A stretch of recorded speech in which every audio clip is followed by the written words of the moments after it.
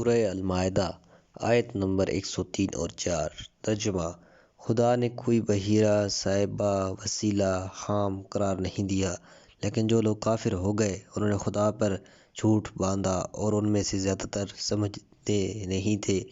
اور جس وقت ان سے کہا جائے کہ جو کچھ خدا نے نازل کیا ہے اس کی طرف اور پیغمبر کی طرف آؤ، تو وہ کہتے ہیں کہ جو کچھ ہم نے اپنے آباء و اجداد سے پایا ہے وہ ہمارے لیے کافی ہے۔ کیا ایسا نہیں ہے کہ ان کے آباء و اجداد کچھ نہیں جانتے تھے اور انہوں نے ہدایت حاصل نہیں کی تھی؟ تفسیر: آیت میں تو پہلے 4 غیر مناسب بدعات کی طرف اشارہ ہوا ہے جو زمانہ جاہلیت کے عربوں میں موجود تھی۔ انہوں نے کچھ جانوروں کے بارے میں کسی جہت سے علامت اور نشانی مقرر کر رکھی تھی اور ان کا گوشت کھانا ممنوع قرار دے رکھا تھا، یہاں تک کہ ان کا دودھ کا پینا، اون کا کاٹنا اور ان پر سواری کرنا جائز شمار نہیں کرتے تھے۔ بعض اوقات ان جانوروں کو آزاد چھوڑ دیتے تھے کہ جہاں چاہیں چلے جائیں اور کوئی شخص ان سے معترض نہ ہوتا، یعنی عملی طور پر ایسے جانوروں کو بیکار اور فضول چھوڑ دیتے تھے۔ لہٰذا قرآن مجید کہتا ہے، خدا ان احکام میں سے کسی کو بھی قانونی طور پر قبول نہیں کرتا۔ نہ اس نے بحیرہ قرار دیا ہے، نہ سائبہ، نہ وسیلہ اور نہ حام۔ باقی رہی ان 4 قسم کی جانوروں کی تشریح اور وضاحت، تو وہ یہ ہے۔ نمبر 1، بحیرہ۔ اس جانور کو کہتے ہیں جس نے 5 مرتبہ بچہ جنا ہو کہ جن میں سے 5واں بچہ مادہ یا ایک روایت کے مطابق نر ہو۔ ایسے جانور کے کان میں ایک وسیع سوراخ کر دیتے تھے اور اسے اس کے حال پر چھوڑ دیتے تھے اور اسے ذبح یا قتل نہیں کرتے تھے۔ بحیرہ بحر کے مادے سے وسعت اور پھیلاؤ کے معنی میں ہے۔ ہر سمندر کو بحر اس کی وسعت کی بنا پر ہی کہتے ہیں، اور بحیرہ کی جو اس نام سے پکارتے تھے تو یہ ایک وسیع شگاف کی وجہ سے تھا جو اس کے کان میں کر دیتے تھے۔ نمبر 2، سائبہ۔ وہ اونٹنی جس نے 12 یا ایک روایت کے مطابق 10 بچے جنے ہوں، اسے آزاد چھوڑ دیتے تھے یہاں تک کہ کوئی اس پر سوار نہیں ہوتا تھا، اور وہ جس چراگاہ میں جاتی آزاد تھی اور جس گھاٹ اور چشمے سے چاہتی پانی پیتی، کوئی اس سے مزاحمت کا حق نہیں رکھتا تھا۔ کبھی کبھار صرف اس کا دودھ دھو لیتے اور مہمان کو پلاتے۔ سائبہ سیب کے مادے سے پانی جاری ہونے اور چلنے میں آزادی کے معنی میں ہے۔ نمبر 3، وسیلہ۔ اس گوسفند کو کہتے ہیں جس نے 7 دفعہ بچہ جنا ہو، اور ایک قائد کے مطابق اس گوسفند کو کہتے ہیں جو 2 بچوں کو ایک ہی مرتبہ جنم دے۔ وسیلہ وصل کے مادے سے ہے جس کا معنی ہے باہم بستگی۔ ایسے جانوروں کو قتل کرنا بھی حرام سمجھتے تھے۔ نمبر 4، حام۔ مادہ حمایت کا اسم فعل ہے جو حمایت کرنے والے کے معنی میں ہے۔ حام اس نر جانور کو کہتے ہیں جس سے مادہ جانوروں کو تعلیق اور جفتی میں استفادہ کیا جاتا ہے۔ جب عرب 10 مرتبہ اس جانور سے جفتی میں استفادہ کر لیتے اور ہر دفعہ اس کے نطفے سے بچہ پیدا ہو جاتا تو کہتے کہ اس جانور نے اپنی پشت کی حمایت کی ہے، یعنی اب کوئی شخص اس پر سوار ہونے کا حق نہیں رکھتا۔ ایک معنی اس کی حمی، نگہداری، رکاوٹ اور ممنوعیت بھی ہے۔ اوپر والے 4 عناوین کے معنی میں مفسرین کے درمیان اور احادیث کے اندر دوسرے احتمالات بھی نظر آتے ہیں، لیکن سب کی قدر مشترک یہ ہے کہ مراد ایسے جانور تھے جنہوں نے حقیقت میں اپنے مالکوں کی زیادہ بار بار نتیجہ بخشش کے طور پر خدمت کی ہو۔ وہ بھی ان کی اس خدمت کے صلے میں ان جانوروں کے لیے ایک قسم کے احترام اور آزادی کے قائل ہو جاتے تھے۔ یہ صحیح ہے کہ ان تمام مواقع پر جانوروں کی خدمت کے بدلے میں شکر گزاری اور قدردانی کی روح کار فرما نظر آتی ہے، اور اس لحاظ سے اس کا عمل قابل احترام تھا، چونکہ ان جانوروں کے بارے میں ان سے استفادہ نہ کرنا ایسا احترام تھا جس کا کوئی مفہوم نہ تھا۔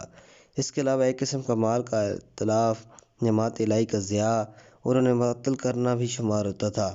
سب چیزوں کو چھوڑتے ہوئے یہ جانور اس احترام کی وجہ سے جانکاہ تکلیف اور مصائب میں گرفتار ہو جاتے تھے، کیونکہ عملی طور پر بہت کم افراد اس کے لیے تحت ہوتے تھے کہ انہیں صحیح غذا مہیا کرے اور ان کی حفاظت اور نگہداری کرے۔ اور اگر اس چیز کو مد نظر رکھا جائے کہ یہ جانور بہت زیادہ سن کے ہوتے تھے تو مزید اندازہ ہوگا کہ وہ تکلیف و حالت میں بے پناہ محرومیوں میں زندگی بسر کرتے ہیں، یہاں تک کہ مر جاتے ہیں۔ انہی وجوہ کی بنا پر اسلام نے سختی سے ان امور سے منع کیا۔ ان سب باتوں کو چھوڑتے ہوئے کئی ایک روایات اور تفسیر سے معلوم ہوتا ہے کہ وہ لوگ ان سب چیزوں کو یا ان میں سے بعض کو بتوں کے لیے انجام دیتے تھے اور حقیقت انہیں بت کی نظر کر دیتے تھے۔ لہٰذا اس صورت میں اسلام کا اس کام سے مبارزہ بت پرستی سے مقابلہ بھی تھا۔ تعجب کی بات یہ ہے کہ بعض روایات کے مطابق جب ان میں سے بعض جانور طبیعی موت مر جاتے تو بعض اوقات ان کے گوشت سے گویا تبرک اور تمیین استفادہ کرتے، جو بذات خود ایک قبیح فعل تھا۔ اس کے بعد فرماتا ہے، کافر لوگ اور بت پرست ان چیزوں کی خدا کی طرف نسبت دیتے تھے اور کہتے تھے کہ یہ قانون الہی ہے۔ ان میں سے اکثر اس بارے میں تھوڑا سا بھی غور و فکر نہیں کرتے تھے اور اپنی عقل کو کام میں نہیں لاتے تھے، بلکہ دوسروں کی اندھی تقلید کرتے تھے۔ بعد والی آیت میں ان کی بے تکی اور غیر مناسب تحریکوں کی دلیل اور منطق کی طرف اشارہ کرتے ہوئے کہتا ہے، جب ان سے کہا جائے کہ جو کچھ خدا نے نازل کی ہے اس کی طرف اور پیغمبر کی طرف آؤ، تو وہ اس کام سے روگردانی کرتے ہوئے کہتے ہیں کہ ہمارے لیے تو ہمارے بڑوں کے رسم و رواج اور ان کے طور طریقے اور دستور کافی ہے۔ حقیقت میں ان کی غلط کاریوں اور بت پرستیاں ایک دوسری قسم کی بت پرستی سے پھوٹتی تھیں۔ وہ اپنے بزرگوں اور بڑے بوڑھوں کے لیے بیہودہ رسم و رواج اور طور طریقوں کو بلا قید اور شرط اختیار کرتے تھے، گویا وہ صرف بڑوں اور آباء و اجداد سے نسبت کو اپنے عقیدہ اور عادات و رسوم کی صحت و درستگی کے لیے کافی سمجھتے تھے۔ قرآن صراحت سے انہیں جواب دیتا ہے، کیا ایسا نہیں ہے کہ ان کے آباء و اجداد صاحب علم و دانش ہی تھے اور انہیں ہدایت حاصل نہیں ہوئی تھی؟ یعنی اگر تمہارے وہ بڑے بوڑھے اور بزرگ جن پر تم اپنا عقیدہ اور اعمال کے لیے تکیہ کیے ہی ہو، ارباب علم و دانش اور ہدایت یافتہ ہوتے تو تمہارے یہاں ان کی پیروی کرنا جہل کا علم کی تقلید کرنے کے زمرے میں شمار ہوتا۔ لیکن اس صورت میں جب کہ تم خود بھی جانتے ہو کہ وہ کوئی چیز تم سے زیادہ نہیں جانتے تھے بلکہ شاید تم سے بھی پیچھے تھے، تو اس حالت میں تمہارا معاملہ جاہل کا جاہل کی تقلید کرنے کے واضح مصداق ہے، جو کہ عقل و خرد کے ترازو میں بہت ہی ناپسندیدہ فعل ہے۔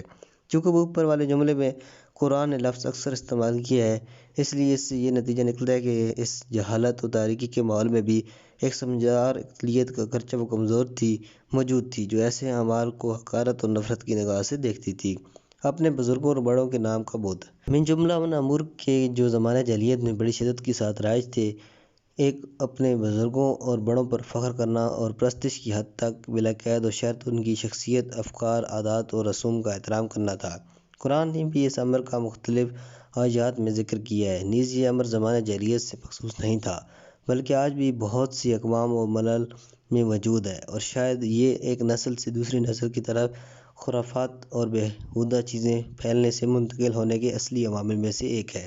گویا موت گزرے ہوئے لوگوں کے لیے ایک قسم کی معصومیت اور تقدس پیدا کر دیتی ہے اور انہیں احترام و تقویٰ کے حال میں لے لیتی ہے۔ اس میں شک نہیں کہ قدردانی کی روح اور اصول انسانی کے احترام کا تقاضا یہی ہے کہ آباء و اجداد اور اپنے بزرگوں کو محترم سمجھا جائے، لیکن اس معنی میں نہیں کہ انہیں معصوم عن الخطا جان لیا جائے اور ان کے افکار و آداب پر تنقید، تحقیق اور تجسس چھوڑ ہی دیا جائے اور ان کی بیہودہ باتوں کی بھی اندھی تقلید اور پیروی کی جائے۔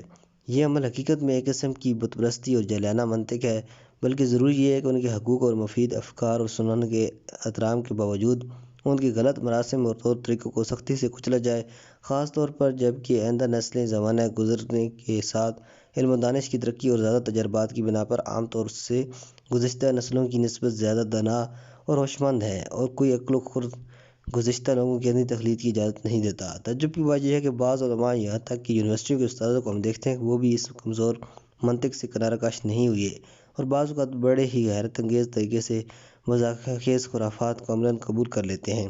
مثلاً بعض اپنے آباء و اجداد کی تقلید میں سال کے آخر میں آگ کے اوپر سے کودتے ہیں تاکہ کسی نہ کسی طرح اپنے بڑوں کی آتش پرستی کو زندہ رکھ سکیں، اور حقیقت ان کی یہ منطق زمانہ جاہلیت کے بدوؤں کی اسی منطق کے سوا اور کچھ نہیں، بے دلیل تضاد۔ تفسیر المزاد میں تفسیر الدار المنشور سے اہل سنت کے علماء کی گروہ سے منقول ہے کہ ابوالحوائص نامی ایک شخص سے مروی ہے کہ وہ کہتا ہے، میں پیغمبر اکرم صلی اللہ علیہ وسلم کی خدمت میں حاضر ہوا۔ میں نے پرانا اور بوسیدہ لباس پہن رکھا تھا۔ پیغمبر صلی اللہ علیہ وسلم نے فرمایا، کیا تمہارے پاس مال و دولت ہے؟ میں نے کہا، جی ہاں۔ پیغمبر صلی اللہ علیہ وسلم نے فرمایا، کس قسم کا مال ہے؟ میں نے کہا، ہر قسم کا مال میرے پاس موجود ہے، اونٹ، گوسفند، گھوڑے وغیرہ۔ پیغمبر صلی اللہ علیہ وسلم نے فرمایا، جب خدا تجھے کوئی چیز دے تو ضروری ہے کہ اس کے آثار بھی تم میں دکھائی دیں، نہ یہ کہ اپنی ثروت کو ایک طرف رکھ دو اور غریبوں اور مسکینوں کی طرح زندگی بسر کرو۔ اس کے بعد فرمایا، کیا تمہارے اونٹوں کے بچے پٹھے ہوئے کانوں کے ساتھ پیدا ہوئے ہیں یا سالم کانوں کے ساتھ؟ میں نے کہا، یقیناً صحیح سالم کانوں کے ساتھ۔ کیا ایسا ہو سکتا ہے کہ اونٹنی کٹے ہوئے کان والا بچہ جنے؟ تو آپ صلی اللہ علیہ وسلم نے فرمایا، پھر تو لازماً خود تم ہی تلوار ہاتھ میں لے کر ان میں سے بعض کے کانوں کو چیرتے ہو اور کہتے ہو کہ یہ بیر ہے، اور کچھ دوسرے کے کانوں کو کاٹ کر کہتے ہو کہ یہ سام ہے۔ میں نے کہا، جی ہاں، ایسا ہی کرتا ہوں۔ فرمایا، ہرگز ایسا کام نہ کرو، جو کچھ خدا نے تجھے دیا ہے وہ تیرے لیے حلال ہے۔ اس کے بعد آپ صلی اللہ علیہ وسلم نے اس آیت کی تلاوت کی، اس روایات سے معلوم ہوتا ہے کہ وہ اپنے مال کے ایک حصے کو معطل اور بے مصرف چھوڑ دیتے تھے اور کنجوسی کر کے پھٹے پرانے کپڑے پہنتے۔ دراصل یہ ایک بے دلیل تضاد تھا۔ والسلام علیکم ورحمۃ اللہ۔